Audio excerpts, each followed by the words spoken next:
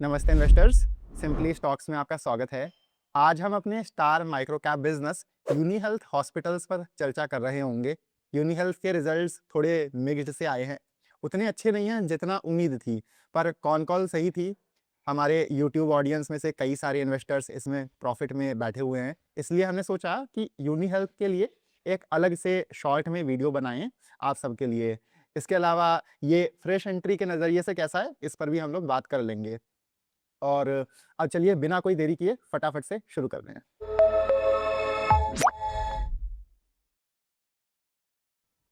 Uni health को हम लोग पिछले एक ही साल में 3 से 4 बार अपने यूट्यूब चैनल पर डिटेल में कवर कर चुके हैं, इसलिए हम वापस से उन्हीं सब बेसिक सी डिटेल्स में नहीं जाएंगे।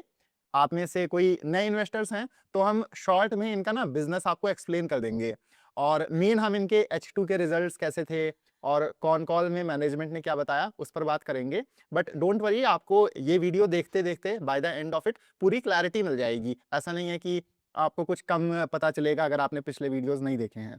तो यूनी हेल्थ आपकी हॉस्पिटल चेन है। ये अब तक मेनली आपका अफ्रीका फोकस्ड थे, जैसे इनके नाइजीरिया, युगांडा और तांजानिया में हॉस्पिटल्स और मेडिकल सेंटर्स हैं।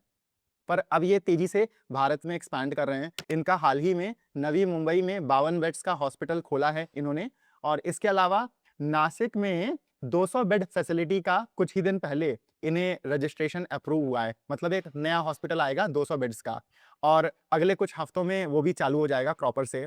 और यही जो भारत में ये लोग इतना तेजी से फास्ट एक्सपेंशन कर रहे हैं, तो यूनी हेल्थ को यही अट्रैक्टिव बनाता है, यही ट्रिगर है जिसके लिए हम इस बिजनेस को ट्रैक करते हैं। तो चलिए अब सीधा हम लोग रिजल्ट्स पर आते हैं। तो आप देखोगे कि H2 माने कि अक्टूबर से मार्च के 6 महीनों में रेवेन्यू या सेल इनका पिछले साल से बस 18.5% ग्रो किया है। जबकि आपको याद होगा कि H1 में कितने जबरदस्त नंबर्स आए थे, 54% की ईयर ऑन ईयर ग्रोथ थी। फिर इधर आप देखोगे एबिटा तो आपका और कम, बस 7% ग्रो किया है, और एबिटा मार्जिन गिरकर 40% से 36% पर आ गई है। और नेट प्रॉफिट तो आपका 18 करोड़ से गिरकर बस 17 करोड़ रुपए आया है। इनके जो अप्रैल से सितंबर या H1 के नंबर्स आए थे वो तो बहुत ही अच्छे थे, और अगर हम H2 को H1 से मिलाएं तो भी परफॉर्मेंस खराब है। मैनेजमेंट ने बताया था H1 के लिए कि इन्होंने अपने अफ्रीका हॉस्पिटल्स में H1 में कई सारे स्पेशलिटी ट्रीटमेंट्स जैसे कि IVF, स्पाइन सर्जरी वगैरह ऐड करी थी। इसके अलावा वहां पर ICU बेड्स भी और ऐड हुए थे, और ऐसे में ये अपने पेशेंट्स को ज़्यादा स्पेशल ट्रीटमेंट्स देकर उनसे ज़्यादा चार्ज कर पाए थे। इसके अलावा इन्होंने सर्जिकल कैंप्स भी रखे थे, जिसमें ये भारत से डॉक्टर्स युगांडा भेज रहे थे। तो कुछ वैसी ही ग्रोथ मार्केट H2 में भी एक्सपेक्ट कर रहा था, पर वैसा हुआ नहीं। युगांडा इनका मेन मार्केट है। इनका जो 80% रेवेन्यू है वो इनका युगांडा हॉस्पिटल से ही आता है। और इस साल जनवरी 15 को वहां पर 5 ईयर इलेक्शंस थे। अब यूजुअली आपका ये 10-15 दिसंबर से क्रिसमस ब्रेक शुरू हो जाता है, जो नए साल पर खत्म होता है। पर इलेक्शंस के चलते लोगों के लिए एक तरह से छुट्टियां 15 जनवरी तक खिंच गईं। ऐसे में वो HNIs या वो इनकम ग्रुप जो यूनी हेल्थ के हॉस्पिटल में आके इलाज करवाते हैं, वो इनकम ग्रुप आपका अफ्रीका से बाहर ही था हॉलीडेज के लिए। तो हम ये कह सकते हैं कि जो H1 में युगांडा का बिजनेस अच्छा कर गया था, स्टॉक फोकस में आया, अच्छी बात है। यूनी हेल्थ इन्वेस्टर्स को एक तरह से बोनस मिल गया।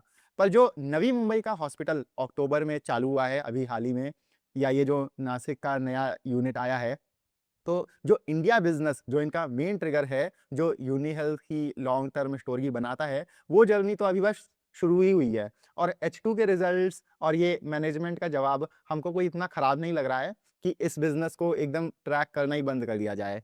पर आप एक चीज समझो कि जैसे जब यूनी हेल्थ के रिजल्ट्स आए थे तो वो खराब थे, तो हमने तो अपनी सिंपली स्टॉक्स कम्युनिटी में इमीडिएटली सेल कॉल दे दिया था।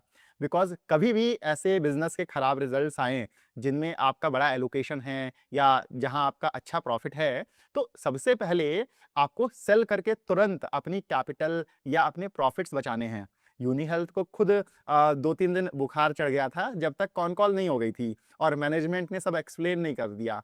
और कॉन कॉल एनालिसिस बाद में आप कर सकते हो, बाद में आराम से जान सकते हो कि रिजल्ट्स क्यों खराब आए। कोई शॉर्ट टर्म प्रॉब्लम है या बिजनेस में कुछ परमानेंटली कोई चीज़ खराब हो गई है।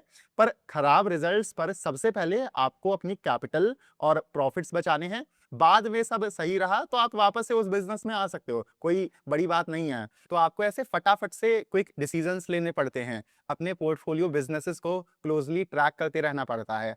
ना जाने कितने लोग अपने प्रॉफिट्स या कैपिटल इसी वजह से गवा देते हैं क्योंकि सही समय पर एग्जिट नहीं कर पाए। केन्स, डिक्सन से लेकर ट्रेंट, आपके कई सारे एग्जांपल्स हैं।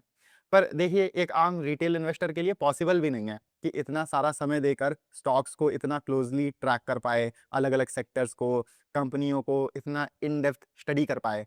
तो इसलिए हमने सीरियस इन्वेस्टर्स के लिए एक पर्सनल व्हाट्सएप कम्युनिटी बनाई है, जहां हम 75 से ज़्यादा अच्छे-अच्छे बिज़नेसेस को आपके लिए क्लोजली ट्रैक करते हैं। उनके business model, valuation, risk factors, कैसे रिजल्ट्स आए हैं, सब पर डिटेल में डिस्कशन होता है।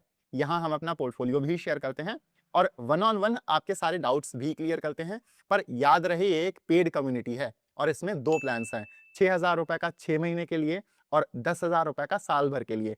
6 महीने वाले प्लान में आपका महीने का रेट 1,000 रुपए पड़ेगा और साल भर वाले में आपको मंथली रेट बस 850 रुपए पड़ेगा। तो अगर आप इंटरेस्टेड हैं, आप इस नंबर पर व्हाट्सएप कर दीजिए, वरना आप नीचे दिए हुए लिंक से भी हमें कॉन्टैक्ट करके ये कम्युनिटी ज्वाइन कर सकते हैं। खैर, वापस से हम लोग अपने डिस्कशन पर आते हैं। तो हम ये कह रहे थे कि बिजनेस में कोई स्ट्रक्चरल प्रॉब्लम नहीं है। इनकी long term growth story, India में एक्सपेंशन सब ऑन ट्रैक है। अब हम लोग इसी पर और चर्चा कर लेते हैं। तो इनका जो अक्टूबर में 52 बेड्स का हॉस्पिटल नवी मुंबई में चालू हो गया था, वो अच्छा कर रहा है। पिछले साल FY 26 में तो उसका मेजर कंट्रीब्यूशन नहीं था, पर वो इस साल से इनके लिए अच्छा रेवेन्यू बनाने लगेगा। वहाँ इन्हें अच्छा रिस्पॉन्स मिला है, तो इन्होंने ना अपनी आरपॉब गाइडेंस को बढ़ाकर 30,000 से 32 से 35,000 रुपए कर दिया है। आरपॉब बेसिकली आपका बताता है कि हॉस्पिटल पर डे का अपने पेशेंट्स से कितना चार्ज कर रहा है।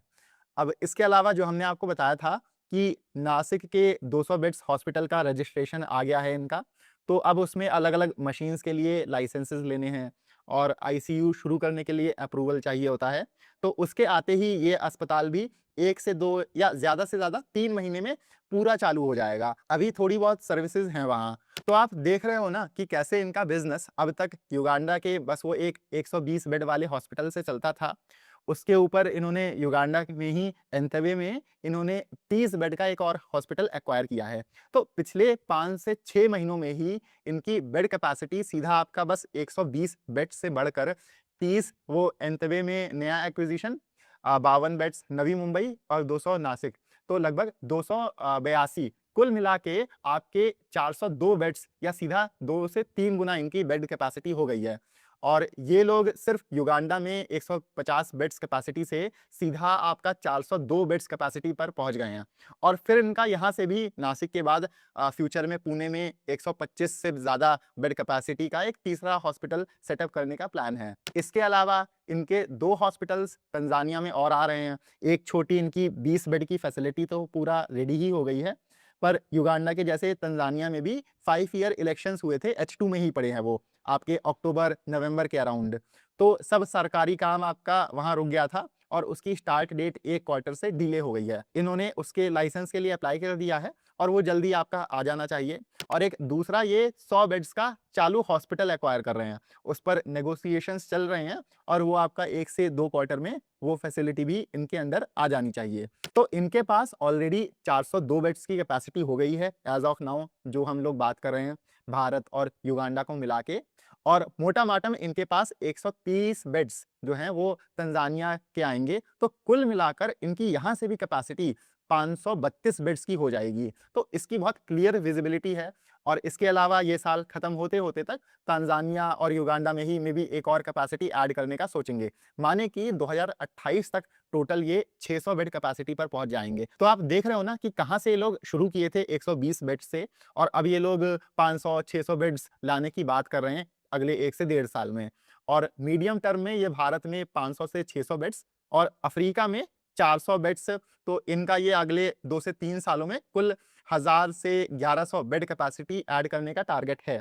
इससे इनका बिजनेस भी डाइवर्सिफाई हो जाएगा और रिस्क कम हो जाएगा। जहां युगांडा भी आपका 80-90% बिजनेस लाता है, तो आगे चल के भारत से 40 से 50% बिजनेस और अफ्रीका से 40 से 50% बराबर बिजनेस आ रहा होगा। अब जो ये सब कैपेसिटी आई है मुंबई और नासिक में, इसके बेसिस पर इनका इस साल अपना रेवेन्यू डबल करने का टारगेट है। और अगर मैनेजमेंट अच्छे से नए हॉस्पिटल्स में पेशेंट्स ले आता है, अपना एग्जीक्यूट कर ले जाता है, तो ये बहुत अच्छी परफॉर्मेंस रहेगी इस बिजनेस में। हालांकि नेट प्रॉफिट और मार्जिन्स को लेकर मैनेजमेंट थोड़ा कंजर्वेटिव है, और जो कि लाजमी है, बिकॉज देखिए होता क्या है कि नए हॉस्पिटल्स में आपको डॉक्टर्स, नर्सेज और पूरा स्टाफ पहले से रखना पड़ता है, पर पेशेंट काउंट और ऑक्यूपेंसी लेवल्स आपके धीरे धीरे बढ़ते हैं। इसके अलावा इतनी महंगी महंगी मशीन्स होती हैं, बिल्डिंग रहती है, तो लीज की कॉस्ट, डेप्रिसिएशन, अगर आपने कोई लोन लिया है तो इंटरेस्ट कॉस्ट, वो सब आपकी बढ़ जाती है। तो इसी वजह से शुरू के कुछ क्वार्टर्स में नए हॉस्पिटल्स आपके लॉसेस में चलते हैं। तो अगर हम समराइज करें, यूनी हेल्थ में अपॉर्चुनिटी बहुत अच्छी है, बहुत कैपेसिटी आ रही है। यहाँ से हमें देखना है कि मैनेजमेंट अच्छे से एग्जीक्यूट कर ले जाए बस, तो वो एक चीज़ है। पर मार्केट देखिए सिर्फ आपका टॉप लाइन ग्रोथ पर पॉजिटिवली रिएक्ट करेगा या नहीं, तो वो हमें समय के साथ पता चलेगा।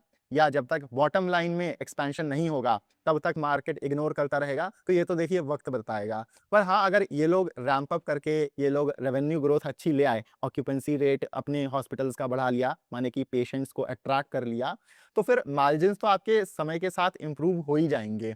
तो वो सब हॉस्पिटल कंपनियों में इवेंचुअली हो ही जाता है। तो यूनी हेल्थ अभी एक अच्छा बिजनेस है जिसे आप एक्सप्लोर कर सकते हैं। वो आपकी मर्जी है कि आपको ये अभी से प्ले करना है या आप H1 के रिजल्ट्स देखकर डिसाइड करना चाहते हो। पर्सनली हमको ऐसा कोई प्रॉब्लम नहीं दिख रही है यहाँ भी छोटा एलोकेशन लेने में। और माइक्रो कैप्स में आपको हर चीज़ तो देखिए श्योरिटी के साथ नहीं मिलेगी। हाँ, रिस्क आपको मेनली क्या देखने हैं वो हम आपको बता देते हैं। तो जो हमने पिछली बार ही बताया था कि इनका जो युगांडा बिज़नेस है, वहाँ पर पेमेंट्स आपके बहुत लेट आती हैं। ज़्यादातर पेशेंट्स आपके युगांडा आर्मी से आते हैं, और युगांडा की मिनिस्ट्री ऑफ डिफेंस थोड़ा लेट पेमेंट प्रोसेस करती है। तो वो 1 साल तक ले लेते हैं पेमेंट्स क्लियर करने में, तो ये बहुत ज़्यादा बड़ा डिसएडवांटेज है। मिनिस्ट्री आपका धीरे-धीरे क्वार्टरली बेसिस पर बल्क पेमेंट्स करने लगी थी, पर इलेक्शंस के चलते वो सब आपका वापस से डिले हो गया है।